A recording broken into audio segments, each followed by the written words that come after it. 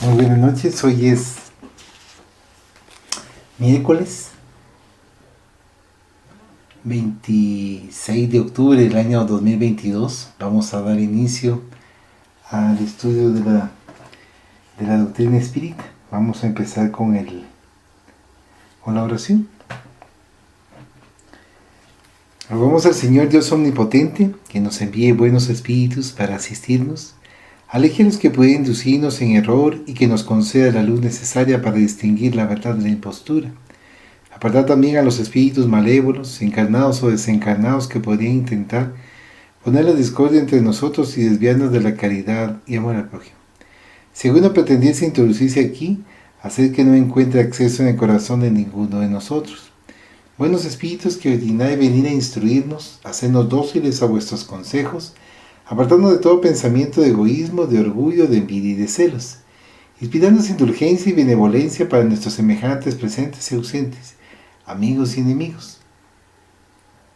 Hacer, en fin, que en los sentimientos de que nos sintamos animados reconozcamos vuestra saludable influencia. Dad a los médiums a quienes encarguéis de transmitirnos vuestras enseñanzas la conciencia de la santidad del mandato que les ha sido confiado, de la gravedad del acto que van a cumplir, con el fin de que tengan el fervor y recogimiento necesario. Si en la asamblea se encontrasen personas que fuesen atraídas por otro sentimiento que no sea del bien, abrid sus ojos a la luz y perdonarles así como nosotros les perdonamos si vinieren con malas intenciones. Rogamos especialmente al Espíritu de Genaro Valladolid, nuestro guía espiritual, que nos asista y vele sobre nosotros. Que así sea. El día miércoles estamos leyendo el libro El Ser Consciente, que fue dictado por el espíritu de Joana de Ángeles al medium Divaldo Pereira Franco.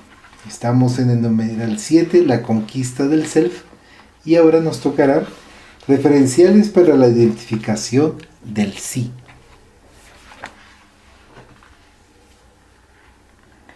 Inevitablemente,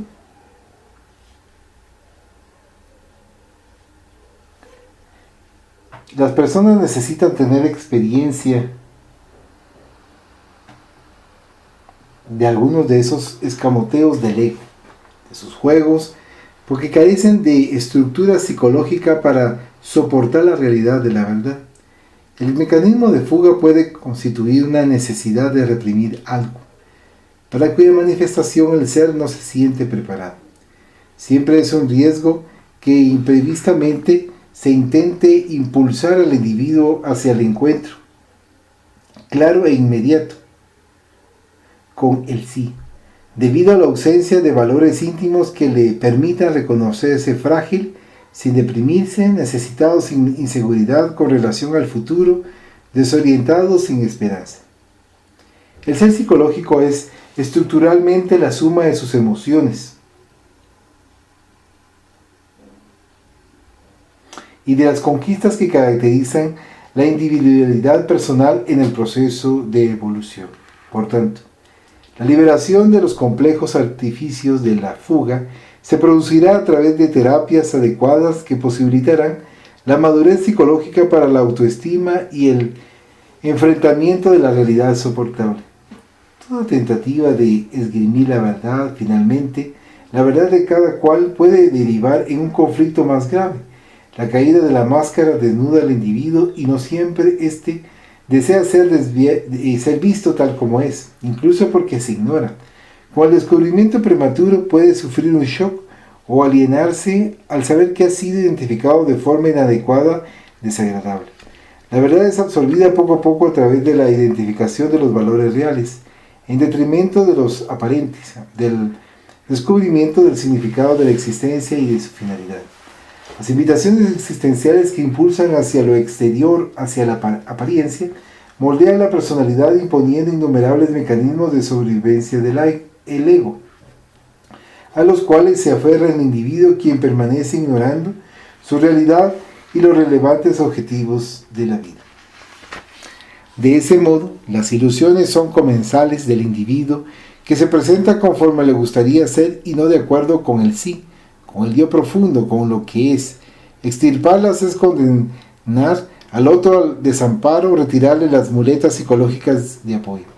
Esto no significa apoyo a los comportamientos falsos, a las personalidades estereotipadas, sino que se refiere al derecho de cada uno de vivir como puede y no como le gustaría ser. Es imprescindible ser leal, honesto consigo mismo, que el ser se desvele y se trabaje interiormente. La experiencia de la identificación del sí es un paso avanzado en el proceso del autodescubrimiento de la propia madurez.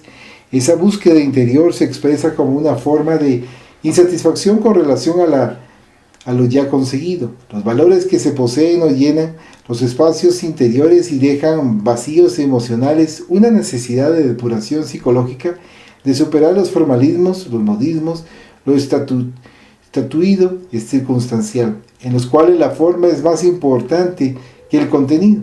Lo exterior es más relevante que lo interior. Una conciencia lúcida que despierta hacia las planicies superiores de la existencia física, una incontenida aspiración por las conquistas metafísicas ante la vigencia permanente del fenómeno de la muerte que amenaza continuamente porque la transitoriedad de la experiencia física es de escaso tiempo y posibilita la frustración. Una imperiosa búsqueda de la paz, desprovista de adornos y de condicionamientos y un amplio anhelo de plenitud. Con estos referenciales hay una inevitable auscultación psicológica de sí mismo, una búsqueda del sí, el conocimiento de uno mismo con el fin de discernir bien lo que se anhela y para qué, lo que se posee y cuál es su aplicación, el análisis del futuro y cómo se presentará. La emersión del sí y su predominio en el individuo es característica de cristificación, SIC, de liberación del Dios interno de plenitud. Cuando esto comienza, automáticamente se produce una transformación psicológica, la escala de valores se altera y el comportamiento cambia de expresión.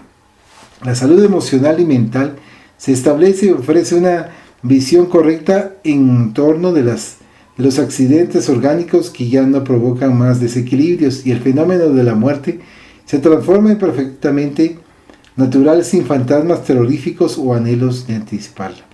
Se produce la plena armonía entre el vivir, existencia física y la vida, realidad total.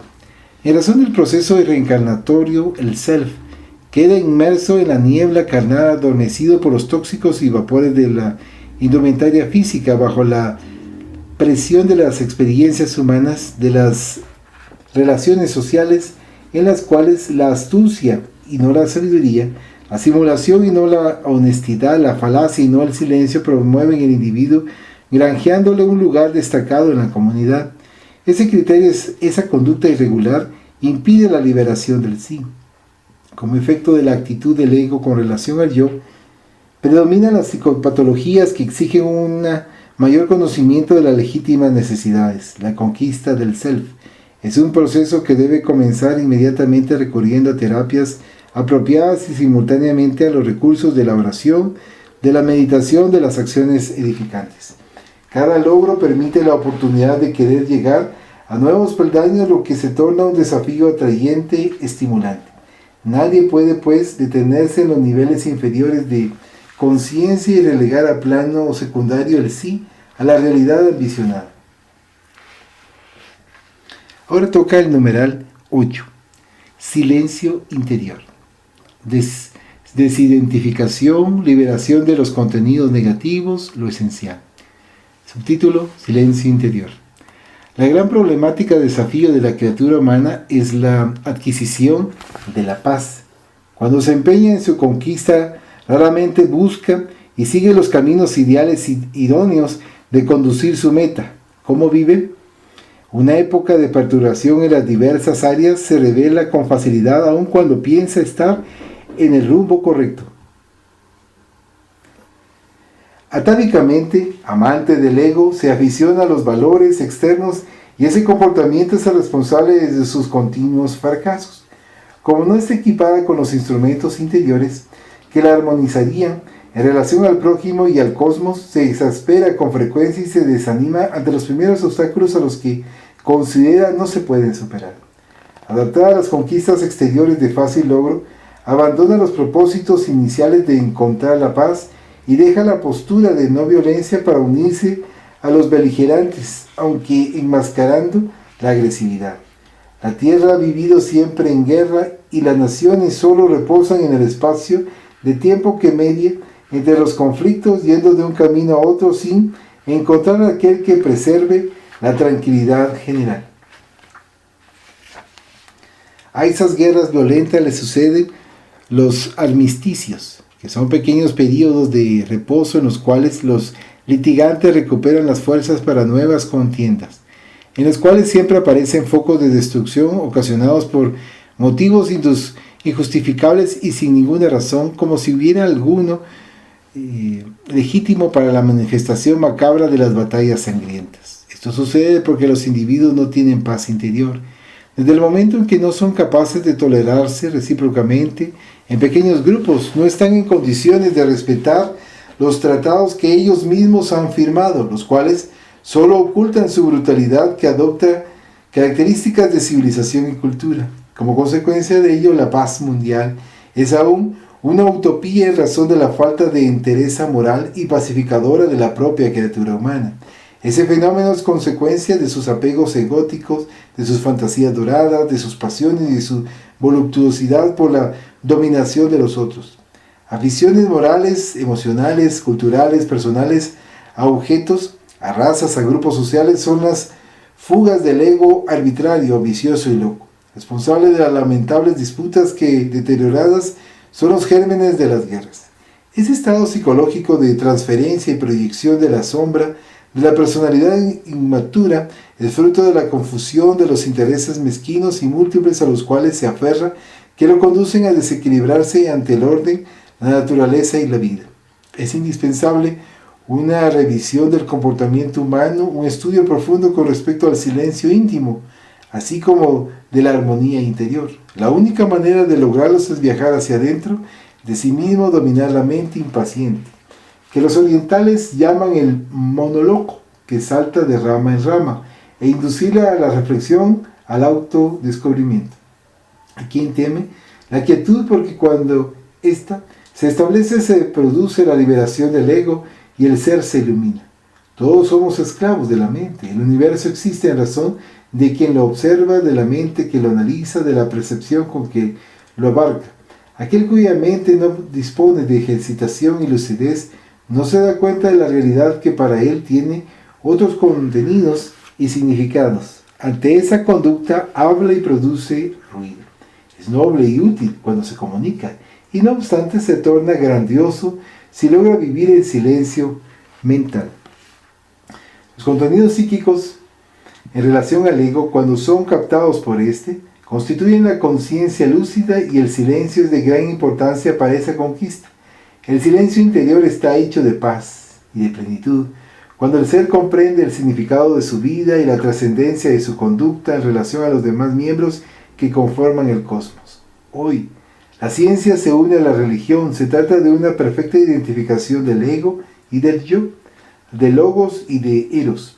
Se vinculan una a la otra, con la cual pasan a contribuir en la felicidad humana sin enfrentamientos, como ocurrió otrora a través de absurdos antagonismos. Hasta este momento la ciencia se esforzaba solamente por el conocimiento, mientras la religión buscaba solo volver a unir al ser humano con el Creador, y marchaban separados en oposición.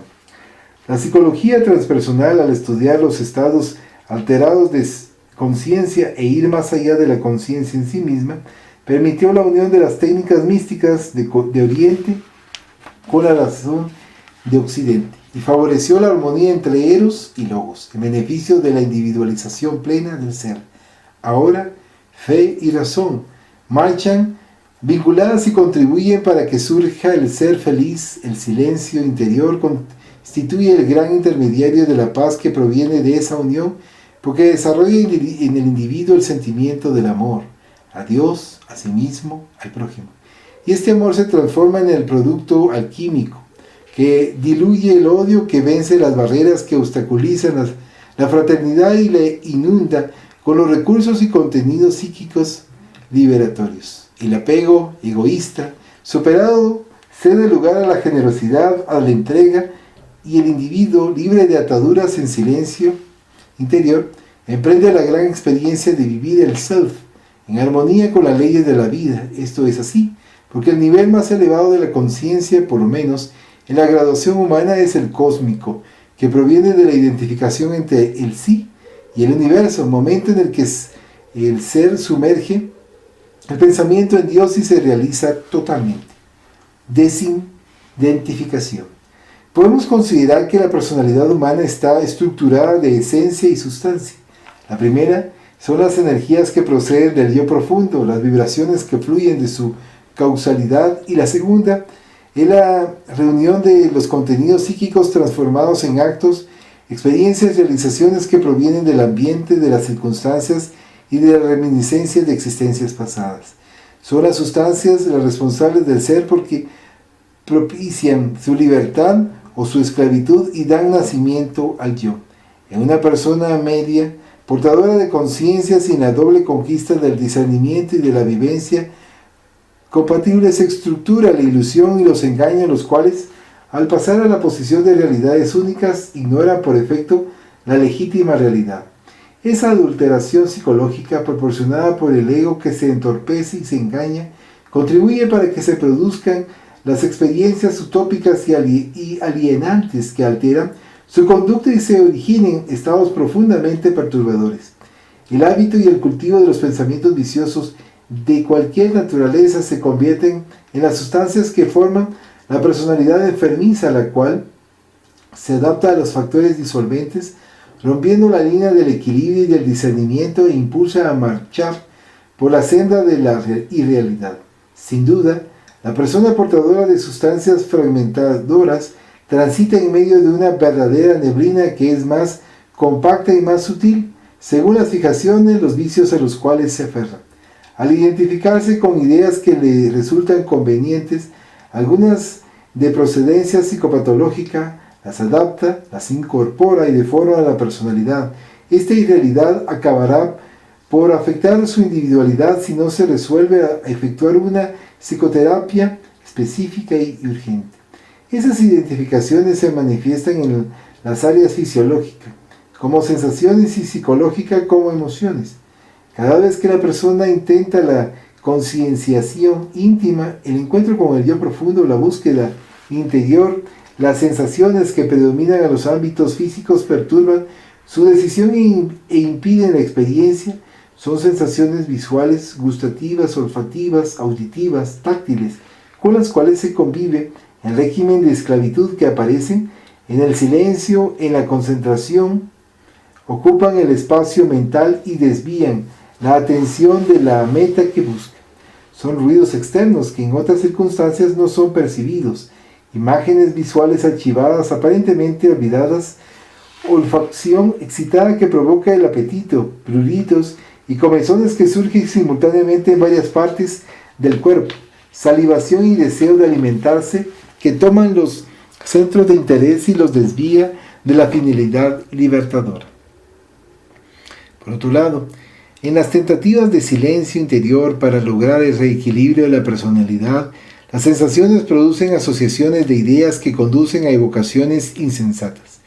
La música y el perfume retornan a la sensibilidad orgánica e inducen a recuerdos que producen tribulaciones, con lamentables anhelos de repetirlos y disfrutarlos nuevamente. La mente viciada y el cuerpo satisfechos dificultan el despertar de la conciencia a la lucidez. Por eso mismo la actividad de la desidentificación se torna urgente, mediante el cambio de los hábitos mentales, el cultivo de las ideas, sustituyendo las perturbadoras por las saludables, ya que todo espacio debe ser llenado, la ejercitación disciplinada de los pensamientos, tratando de alterar los de los placeres y gozos ilusorios que deben ceder lugar a aquellos que se expresan como manifestación de la realidad que otorga plenitud. Se producirá la liberación de los vicios y fijaciones y dejará de identificarse con la conducta tormentosa. Como envoltorios concéntricos que asfixian las irradiaciones del yo real, las identificaciones deberán ser liberadas de adentro hacia afuera, por tanto, desde la esencia a la sustancia. En la medida que la conciencia se desenreda de los obstáculos psíquicos, se logran más amplios descubrimientos en las áreas de las identificaciones que comienzan a ser diluidas y le permiten fulgurar cual estrella poderosa en el manto de la noche transparente. Cuando la conciencia no se identifique con la personalidad fragmentada, enfermiza, tiene bienestar. Esa conquista, la de la conciencia plena, brinda alegría como consecuencia, el silencio interior consciente, responsable de la salud psíquica y emocional, predispone al ser al crecimiento de aspiraciones y al esfuerzo de los ideales de ennoblecimiento. En esa fase de desidentificación y de lucidez plena, la conciencia se prepara para la conquista del estadio más elevado, por lo menos en el área humana, que es la armonización total con la de la naturaleza cósmica. Liberación de los contenidos negativos. Debido al atavismo predominante en su naturaleza, el hombre guarda las primeras expresiones de la conciencia en un nivel interior en el cual confunde el yo con el objeto. La suya es solamente una percepción sensorial. La identificación con el propio cuerpo le brinda una conciencia orgánica deformada de la cual se libera poco a poco cuando avanza hacia la transferencia de ese contenido a otro nivel de discernimiento y de orientación. La conciencia, en el proceso de evolución, debido a que permanece en las franjas del instinto que lo somete, va adquiriendo otros valores sin dejar de identificarse con los contenidos fijados. En razón de esto, la marcha es muy lenta. La conciencia individual que representa a la cósmica al principio parece desviada y diferenciada. No obstante, el Dios en nosotros del concepto evangélico se refleja en esa percepción embrionaria que se desarrollará a través de la sucesión de experiencias hasta liberarse y alcanzar la totalidad. Generalmente de forma penosa, la liberación de los contenidos negativos, pasiones disolventes, apegos, ilusiones, sentimientos inferiores, posibilita los anhelos por las conquistas de otros niveles en los cuales el bienestar y la paz forman los nuevos hábitos, la nueva naturaleza del ser. Al considerar patológicos los niveles superiores, la psicología tradicional define a cada uno de ellos con nomenclatura especial por falta de interés en penetrar en los estados alterados de conciencia que la conducirían a constatar que el ser preexiste al cuerpo y sobrevive a la muerte. En el nivel de conciencia inferior, los estados alterados demuestran que muchos de esos contenidos negativos que emergen y predominan proceden de reencarnaciones pasadas en las que no fueron liberados ni lograron diluirse a través de acciones ennoblecedoras. Todos los contenidos primitivos provienen de realizaciones y fijaciones siempre anteriores que solamente las disciplinas del esfuerzo, de la concentración, de la meditación para la acción logran liberar. En razón de eso, la meditación es una valiosa terapia para superar los contenidos negativos con el objetivo de liberar el inconsciente en vez de oprimirlo o asfixiar, y lejos aún de concienciarlo, generar nuevas formulaciones e identificaciones actuales que aparecerán como recursos elevados en el futuro. Todas las ideas que formulan la conciencia superior son unánimes, ya sea el orientalismo o la psicología transpersonal, en recurrir a la terapia de la meditación porque posibilita el autoconocimiento, llena los vacíos causados por la insatisfacción, anula el yo corporal rico de necesidades de sentidos para despertar los ideales subjetivos, las transferencias metafísicas. En el nivel de conciencia superior, el yo deja de ser más yo para hacer una síntesis y vibrar en armonía con el todo.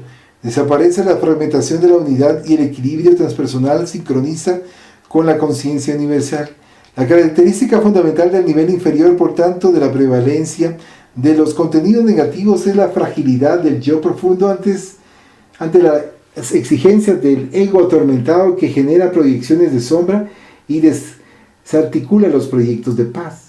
La psicología espírita, a su vez, al tratar al hombre integral, distingue también en los contenidos psíquicos negativos la injerencia de mentes desencarnadas obsesoras que se complacen en el intercambio perturbador y producen malestar y aflicción en venganzas crueles mediante alienaciones de variados cursos.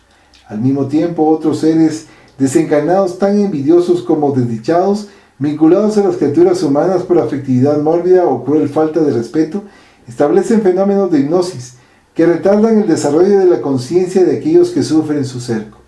En la psicoterapia espírita, el conocimiento de la supervivencia y de la interrelación entre los seres de las dos esferas física y espiritual ofrece procesos liberadores centrados siempre en la transformación moral del paciente, en su renovación interior y en sus acciones edificantes, que posibilitan el discernimiento entre el bien y el mal y proporcionan la transferencia hacia un nivel superior en el cual es inaccesible la inducción perversa. En esa fase la meditación, la búsqueda interior es relevante y científicamente básica para el proceso de crecimiento de discernimiento de lucidez.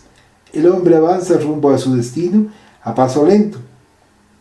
En los primeros niveles de conciencia, por desinterés, por ignorancia, pero apresura la marcha en razón directa en que vence esos eslabones y descubre la excelencia de las conquistas con que se enriquece.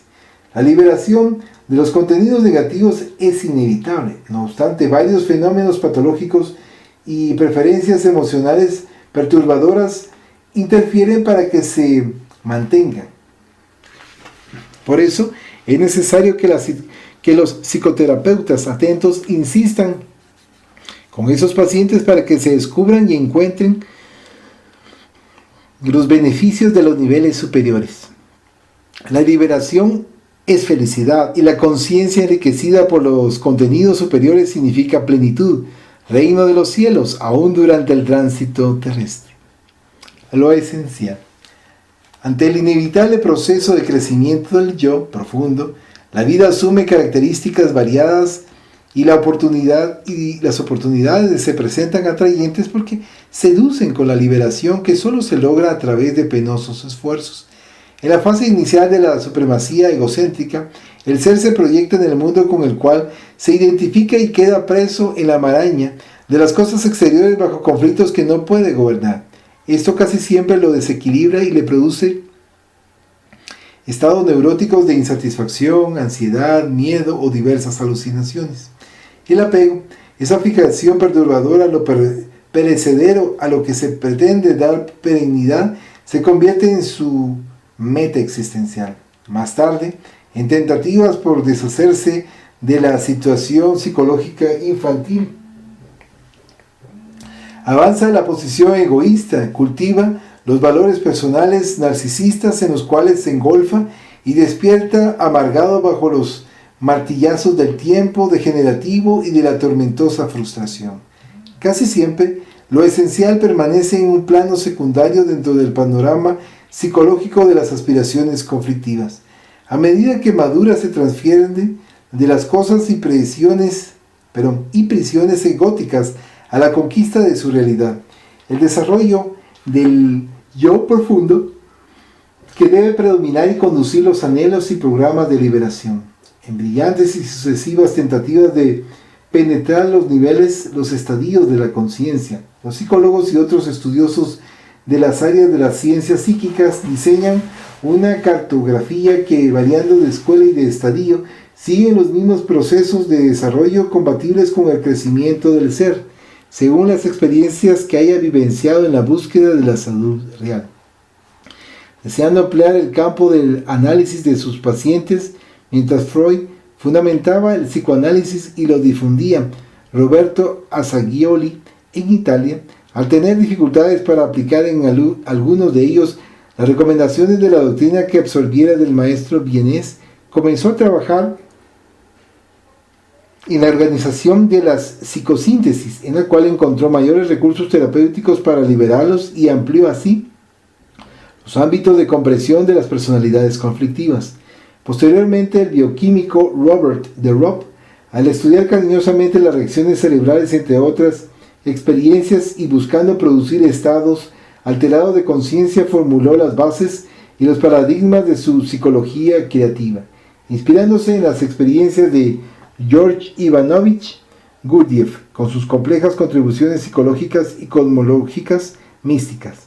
De Ropp, tratando de interpretar al maestro ruso, clasificó los niveles de conciencia en 5 estadios: conciencia del sueño, sin sueños, de sueño con sueños, de sueños despiertos, de trascendencia del yo y de conciencia cósmica. Pie de página, ver. Rumbo a las estrellas, Louis C. Postiglioni, capítulo 20, Varios espíritus, Instituto de Fusión Espírita y Mediums y Mediunidades, Espíritu, Viana de Carvalho, capítulo 5, editora Arte y Cultura, nota del autor espiritual. Para él, el hombre evoluciona a veces de manera inesperada de un nivel a otro, especialmente en los dos primeros estadios de adormecimiento. Mediante una psicoterapia perfeccionada y cuidadosos ejercicios se logra avanzar por los diversos estadios hasta la etapa final, que se torna difícil de expresar verbalmente por las emociones y descubrimientos logrados en ese momento de perfecta integración con lo que podríamos llamar el logos, el pensamiento divino. En el primer nivel, cuando se transita en el sueño sin sueños, solo se exteriorizan los fenómenos orgánicos automáticos sin el conocimiento de la conciencia, como respiración, digestión, reproducción, circulación sanguínea. La conciencia, como si estuviera anestesiada, no tiene una acción lúcida sobre los acontecimientos en torno de su propia existencia, y la ausencia de voluntad del individuo contribuye para que se produzca un lento tránsito del instinto a las zonas preliminares de la razón. En el segundo nivel, el sueño con sueños, el hombre libera clichés y lentamente los incorpora a la realidad, pasando por las fases dramáticas, las pesadillas, los pavores, hacia los de la libido, acción de los estímulos sexuales, y los reveladores, que corresponden a la parcial liberación del espíritu cuando el cuerpo está en reposo. El desarrollo de la conciencia alcanza el tercer nivel, es del sueño despierto, en el cual la determinación personal aliada a la voluntad conduce al ser a los ideales de ennoblecimiento, al descubrimiento de la finalidad de la existencia, a las aspiraciones de lo que es lo esencial, al encuentro consigo mismo, a la realización total. Naturalmente, a partir de ahí asciende el cuarto estado, que es el descubrimiento de la trascendencia del yo, la identificación consigo mismo con la consecuente liberación del yo profundo, realizando la armonía íntima con los ideales superiores, su real objetivo psicológico existencial. La superación de los conflictos, de las angustias, la desidentificación de los contenidos psicológicos afligentes permiten la iluminación, y la próxima es la meta de vincularse con la conciencia cósmica. No obstante, no siempre el hombre y la mujer logran alcanzar ese nivel ideal, fenómeno que a pesar de todo se va a realizar a través de las reencarnaciones que le permitirán triunfar sobre los karmas negativos, y paso a paso, mediante las leyes de causa y efecto, podrán lograrlo con esfuerzos continuos. De la misma forma, la reencarnación aclara la cartografía de la conciencia de Drop, cuando analiza los niveles que diferencian a los individuos en la inmensa masa humana.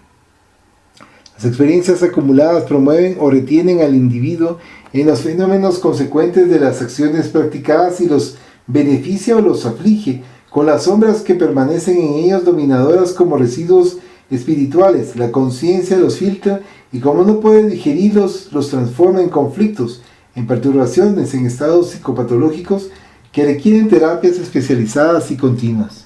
No obstante, en cualquier nivel, a partir del sueño con sueños, la voluntad desempeña un rol relevante, porque impulsa al ser a nuevas realizaciones y conquistas complementarias que enriquecen el arsenal psicológico, maduran lo esencial para la vida y seleccionan lo superfluo del almacenamiento egótico. Psicoterapeuta excepcional.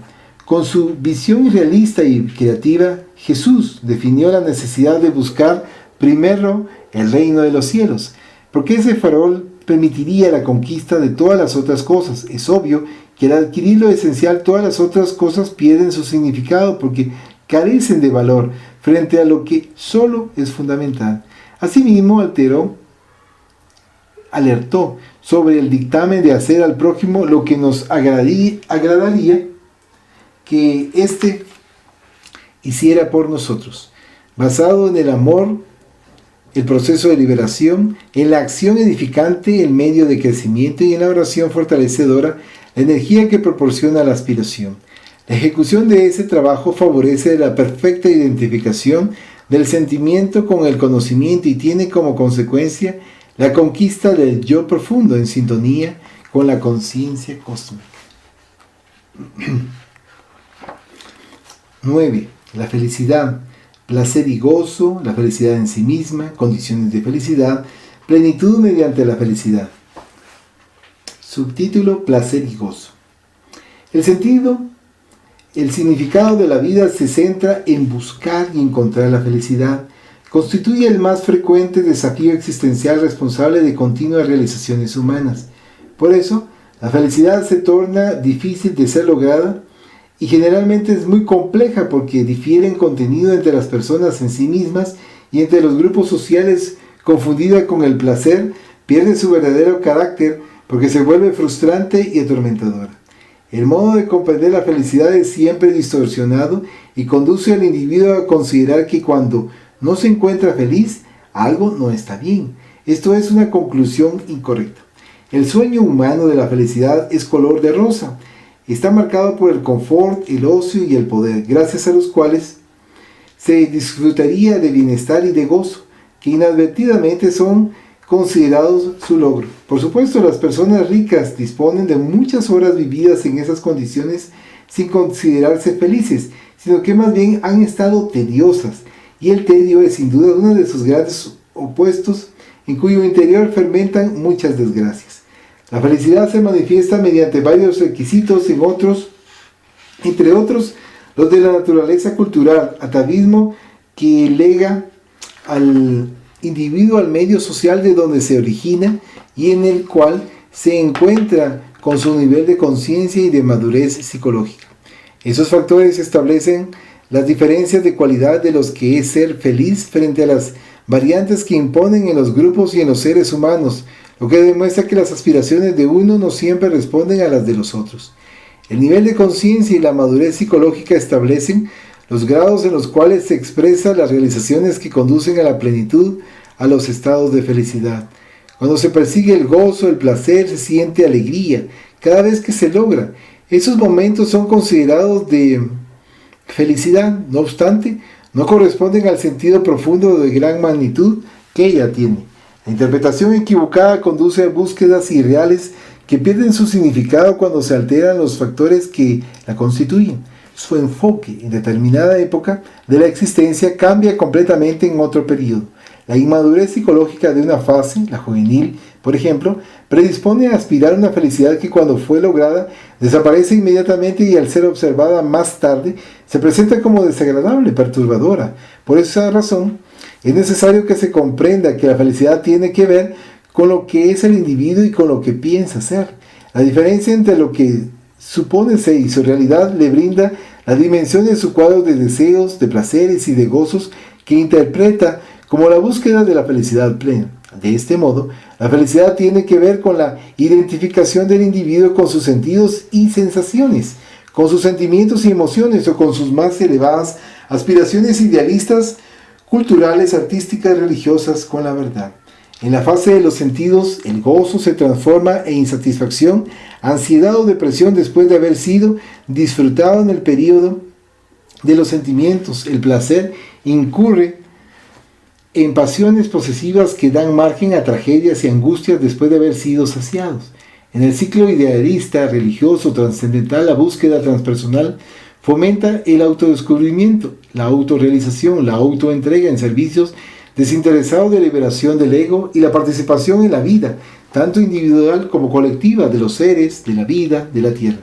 Esa búsqueda es diferente de la ambición de ser virtuoso, en la cual enmascara el ego y se entrega a maceraciones que ocultan gozos patológicos o narcisismos, en mecanismos de evasión de la realidad hacia planos egóticos, masoquistas, exhibicionistas con apariencia de humildad y renuncia.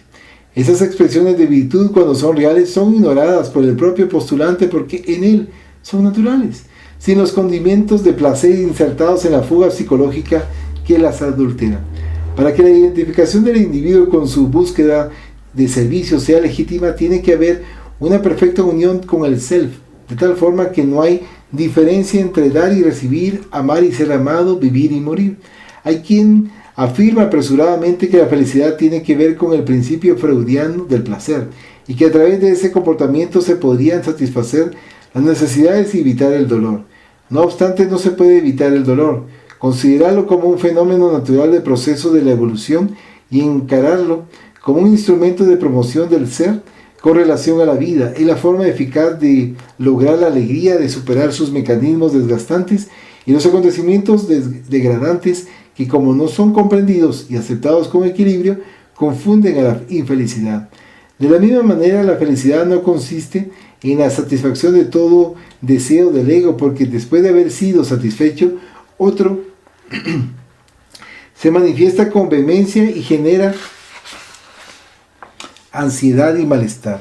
Surge entonces la comprensión transpersonal de la existencia y el deseo egótico cede lugar a la aspiración espiritual, a una búsqueda más profunda que no se identifica con los condicionamientos pasados, con personas y cosas.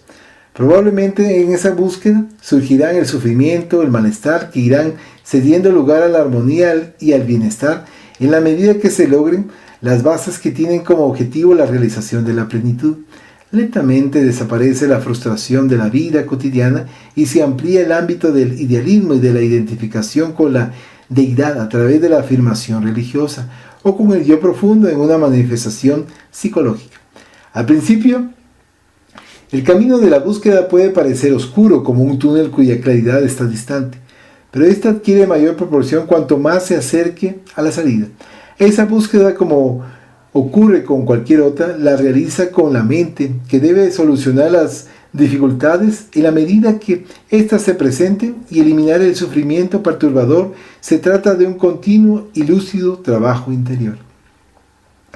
En la búsqueda de la felicidad son inevitables los periodos de sufrimiento y de placer, porque son fenómenos de la experiencia humana, de la realización del self no identificado con el ego. Lo lamentable en ese hecho se produce con la aparición y el establecimiento del tormentoso sentimiento de culpa, que niega inconscientemente al individuo el derecho de disfrutar de la felicidad o aún del placer, sin el estigma del sufrimiento. Para escapar a su imposición se busca el océano del gozo, donde se ahoga los más elevados ideales en la denominada opción realista, que entre tanto consume los sentimientos y perturba las emociones porque los satura o los desborda y los rebaja al nivel de las sensaciones.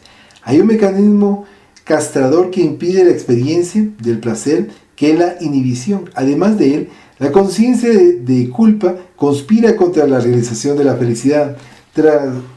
Tan arraigada se encuentra esta en el ser humano que cada vez que las circunstancias propician la presencia del placer, la persona cree que no merece disfrutarlo o de la felicidad. El individuo recela vivirla y no se permite experimentarla. Surge el temor de que algo malo le sucederá. Para desarticular ese mecanismo conflictivo es necesario efectuar una toma de conciencia de sí mismo y procurar descubrir la fuente que genera la inhibición, con el fin de que se realice una psicoterapia libertadora conveniente que puede tener origen en la conducta infantil, educación coercitiva, medio social asfixiante, familia dominante, o proceder de reencarnaciones pasadas, uso incorrecto del libre albedrío, conducta irregular, pasiones exageradas. Esa inhibición asociada al sentimiento de culpa castiga al ser, le impide disfrutar de los momentos de recreación, de ocio, y lo atormenta cuando se encuentra produciendo algo concreto. Esto se convierte en él en una necesidad compulsiva, por tanto patológica. Lógicamente, no se debe vivir en la ociosidad dorada, pero tampoco y exclusivamente en una actividad estresante. Existen ricas opciones en lo deportivo, un infinito panel de bellezas naturales que atraen constantemente una amplia gama de sentimientos de lo bello, que se puede lograr mediante la lectura, el arte, la conversación, un bendito ámbito de idealismo a través de las plegarias, de la meditación, del control de la mente, que se transforman en tónicos revitalizadores para efectuar acciones que generen felicidad y de los cuales todos pueden y deben disponer cuando les plazca. Esos espacios entre las actividades, enriquecidos de placeres más amplios, son estímulos para la creatividad, para la liberación de las cargas psicológicas compresoras, para la autorrealización. Esa búsqueda del ser profundo deben superar y también romper las resistencias inhibidoras, el sentimiento de culpa, cuyas energías serán canalizadas para la conquista de la felicidad. La felicidad en sí misma. Considerada la felicidad como la armonía entre el ego y el self, el descubrimiento de los valores profundos del ser y la conciencia de su legitimidad que induce a conquistarlos. A elegir los métodos para lograr la plenitud interior es el próximo paso de esa búsqueda desafiadora, que institúe la felicidad en la conquista de títulos y triunfos mundanos, en el destaque social y de poder, en disfrutar de privilegios y de dinero. No salió aún de la periferia de lo inmediato, de los placeres sensuales responsables de la competitividad y del desequilibrio de la emoción. Jesús definió con firmeza el concepto pleno de la felicidad en el contenido del pensamiento: mi reino no es de este mundo, porque tuvo en cuenta la fugacidad de la vida física, la transitoriedad del ser existencial terrestre en constante transformación, en su continuo venir a ser. La criatura humana no es lo que se presenta ni cómo se encuentra. Ese estado pasajero es tránsito hacia lo que será. En el placer o en el sufrimiento no se es eso, sino que se está eso, concienciándose del continuum en el cual se encuentra inmerso. El empeño en buscar la felicidad conduce a la elección de objetivos fuera del mundo físico. No obstante, no es necesario alienarse con el mundo, odiarlo para conseguirla a través de transferencias y de fugas psicológicas. La meta más allá del mundo se establece como prioritaria porque en la vida terrestre lo que se considera esencial en una etapa con determinada edad, en otra se transforma en una carga pesada, responsable de arrepentimientos y de angustias insoportables. De acuerdo con los cambios y las realizaciones culturales, los objetivos de la búsqueda cambian, se superan unos anhelos y surgen otros. Por eso, los valores sensuales tienden a producir vacío, y las conquistas existenciales pierden sus contenidos tan pronto son alcanzados porque se transforman en tedio. Parte de la unidad universal e individual en ella, el ser humano puede disfrutar de los fenómenos existenciales sin abandonar la meta transpersonal como peldaños superados en la ascensión que lo conducirá a la planicie de felicidad. Cuando se adquiere la conciencia de la unidad y de la valorización de sí mismo, sin la presunción narcisista de darse excesiva importancia, se avanza en la búsqueda, se desarrolla interiormente, se enciende la luz de la determinación de ser feliz, en toda circunstancia, en todos los momentos placenteros o no. A pesar de que la felicidad no depende del placer, bien estructurado en su camino, mientras tanto su ausencia en nada afecta, porque la felicidad está por encima de las sensaciones y de las emociones inmediatas. Condiciones de felicidad. Como consecuencia de un punto de vista caótico y pesimista de la vida, se estableció que la felicidad es la consecuencia del triunfo en toda área que provenga de los placeres de rápido deleite, lo cual dio origen a los de la naturaleza material, por tanto, sensuales como el orgasmo, el dinero, el éxito, con todo el refinamiento de sucedáneos que van desde la alimentación hasta los relajantes baños, masajes, variaciones de la moda, frivolidades a pesar del bienestar que producen. Estos placeres dan lugar a otras ansias que se convierten en tormentos, conscientes o no, los cuales generan conflictos por competitividad como ante el inevitable desgaste corporal provocado por la edad y las enfermedades, por las fugas espectaculares hacia el alcohol, las drogas adictivas, el tabaco o las profundas depresiones. Además de esos placeres surgen como metas felices los placeres emocionales que inducen a las relaciones humanas de promoción, de liderazgo y exhibiciones sociales, políticas, económicas, religiosas, de gran valorización para el ego. Esas metas que son gratificantes también tienen el sentido de lo efímero, debido a que las relaciones son rápidas y perturbadoras los estatus humanos, pues no llenan los vacíos interiores. Solamente cuando hay una reciprocidad honesta en esas relaciones, cuando el intercambio es leal y afectivo, se establece la felicidad, ya que desde el punto de vista psicológico transpersonal, la felicidad es el amar, es poseer la capacidad de amar plenamente sin imposiciones ni pasiones egóticas. Ese amor no pide, siempre da.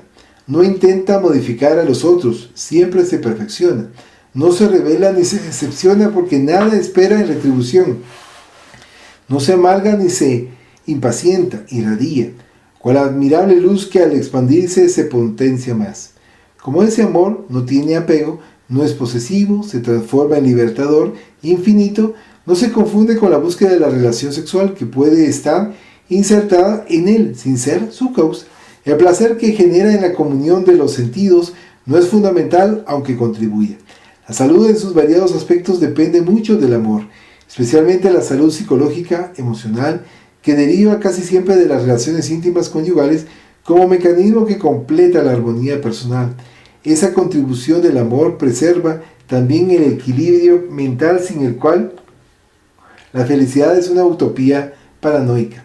En ese caso, la relación proporciona un bienestar tanto físico como espiritual, ya que no se le puede disociar mientras se está encarnado. Para ese amor de plenitud es indispensable una entrega auténtica, sin subterfugios, sin apariencias. Esto permite que desaparezcan las máscaras y las dependencias. La felicidad se establece cuando los dos niveles, físico y mental, se armonizan y brindan el placer emocional y transpersonal. En ese paso se alcanza mediante la creatividad, el placer mental, la buena orientación de la mente que logra alterar la comprensión del mundo y la mejora. Ese sentido de la vida, esa finalidad induce a sacrificios de bienes, de riquezas, de relaciones para entregarse a la inspiración, el significado de la búsqueda de la felicidad. Ese placer no se restringe solamente al arte en sí mismo o a la cultura, sino a la vida y a sus valores, a las realizaciones en el ámbito personal para el bien de la humanidad y a la superación del ego. Uno de los puntos claves de la desdicha, así como de los conflictos, reside en la evocación de los acontecimientos infantiles infelices que frecuentemente surgen como resentimientos y torturas. La creencia indebida de que la infancia tranquila, negligente, sin preocupaciones es un periodo sin traumas, no siempre corresponde a la realidad. Sin duda, una infancia agradable es un factor positivo, pero no esencial para la felicidad. Ciertas constricciones y castraciones, la relación con la madre, las inhibiciones y los miedos infantiles generan innegablemente tormentos que surgen y resurgen en todos los demás periodos de la existencia. A pesar de eso, en una visión transpersonal de la vida y del ser, cada uno trae consigo las predisposiciones comportamentales y kármicas para la actual experiencia y convive con factores que merece porque le permiten madurar emocionalmente y predisponerse para la autorrealización. Todo tipo de crecimiento, especialmente el psicológico, redunda en sufrimiento emocional. La liberación de una fase infantil, adolescencia, edad de la razón, se produce como parto con dolor y culmina biológicamente en la tercera edad, cuando se produce la muerte del envoltorio carnal. Los periodos infantil y de adolescencia son decisivos en la existencia. Todas las personas pasan por dificultades y crisis durante la formación de la personalidad que favorecen los conflictos comprensibles, los cuales conducen a la independencia personal.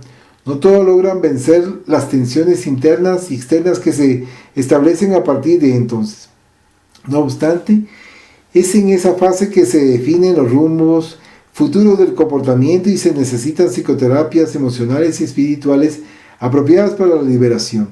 Además, ese acontecimiento feliz o desventurado y su aceptación con el consecuente crecimiento tiene que ver con la estructura profunda del self, la realidad del espíritu. Naturalmente, los recuerdos infantiles positivos permanecen inmersos bajo los negativos en razón de que lo desagradable marca al ser más que los otros, a los cuales se los debería tener más en cuenta. Se trata de un atavismo masoquista inconsciente que predomina en la naturaleza humana. De ese modo, los problemas existenciales pueden perturbar la identidad cuando el ser es frágil psicológicamente y carece espiritualmente de experiencias que lo desafíen. Aún en las infancias marcadas por dificultades, hay mucha belleza para recordar en momentos inolvidables que son inherentes a esta fase. Con excepción de las personalidades psicópatas y retraídas que cultivan en su mutismo o exacerbación los conflictos que padecen.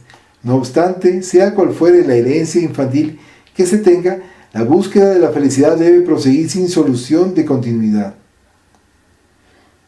especialmente si las vivencias son conflictivas, porque en este caso el identificarse nuevamente con el self merece que se lo haga con mayor intensidad. Avanzando terapéuticamente hacia la liberación de los traumas con la fijación de propósitos y logros de salud emocional, se consigue dar el primer paso hacia la conquista de la felicidad que luego se producirá. En los periodos de formación de la personalidad, infancia y juventud, es común que se oriente al educando hacia las conquistas externas a cualquier precio, para lo cual se incentivan generalmente los valores sociales y económicos en detrimento de la realización interior. Solo cuando se establecen metas de triunfo interiores que se logra la correcta identificación del ser con los legítimos objetivos de la reencarnación. En esa fase de identificación, muchos individuos son inducidos a satisfacer las ambiciones malogradas o victoriosas de sus padres, educadores y jefes, que proyectan su sombra en los hijos, alumnos y subordinados sin pensar en la realización personal de sus dependientes. Esa conducta era responsable de muchos conflictos que impiden un discernimiento claro de lo que es realmente la felicidad. Ante eso, la edad de la razón puede presentarse con temores y perturbada por continuas crisis existenciales. Constatar que las conquistas efectuadas no otorgan plenitud defrauda las aspiraciones y quitan el sentido de la vida, el triunfo y el fracaso externo. También producen la misma frustración e insatisfacción. En ese periodo, la comprobación de que todo es efímero impulsa al ser hacia la felicidad, y es en ese nivel de conciencia que la búsqueda alcanza las elevadas planicies del amor, desinteresado de la paz interior y de la realización espiritual, que son las condiciones esenciales para culminar en el encuentro. A partir de ahí, la reflexión se torna frecuente, la oración es natural y la meditación es un reconfortante elemento normal. Cuando madura, el individuo irradia el bienestar de su mundo interior y pasa a disfrutar de la felicidad. Esto no le impide tener problemas que administra con equilibrio, sin perturbación, sin deprimirse con ellos. Los problemas solucionados son los que proporcionan madurez y armonía interior. Sin ejercitarse con ellos, el éxito es improbable. Así finalizamos esta reunión del libro El Ser Consciente. Vamos a finalizar con la oración, agradeciendo la atención de nuestros amigos de todo corazón. Agradecemos a los buenos espíritus que han querido venir a comunicarse con nosotros y les rogamos que nos ayuden a poner en práctica las instrucciones que nos han dado y que hagan que al salir de aquí cada uno de nosotros se sienta fortificado en la práctica del bien y del amor al prójimo. Deseamos igualmente que estas instrucciones sean provechosas a los espíritus que sufren, ignorantes o viciosos que hayan asistido a esta reunión y sobre los cuales imploramos la misericordia de Dios. Que así sea.